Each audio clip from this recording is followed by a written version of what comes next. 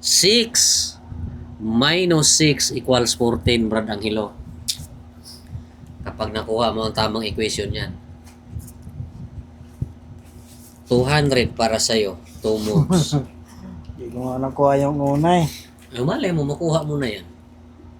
Eh, pag nakuha mo na yan, hindi sa'yo na tong 200 ko. 6 plus 6. 6 plus 6 equals 14. Paano ngayon yan? Sa tingin ko, medyo mahirapan ka niyan. Ay, Kasi, talagang pinirapan mo ha. kasi 200 to eh. Sayang naman yung 200 ko kung masagot mo kaagad. Kaya tama lang yung medyo mahirapan ka. Para naman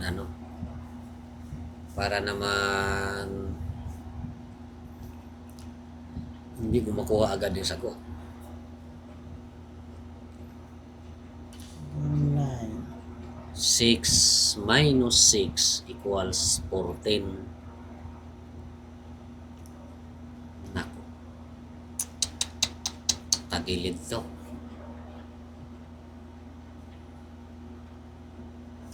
Medyo mahirap to. 200 to. Ayan to, 200 na to. Pag hindi mo masasagot yan.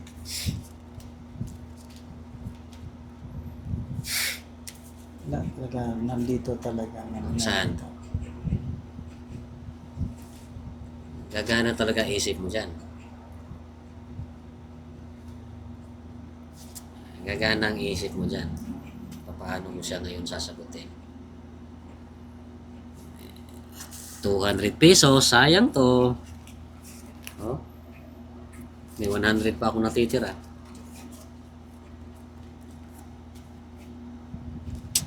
Paano yan sagutin? Dito. Nako. Aray. Nalilito na. Sigurado na to.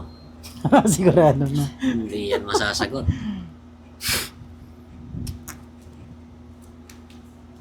Ito. Saan? Isa.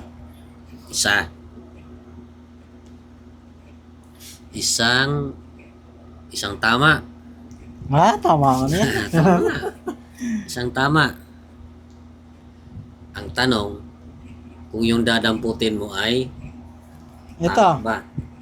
Yan. Hindi dito. Nakuha nga. Nadali yung 200 ko. Akin na dali. Sa'yo na.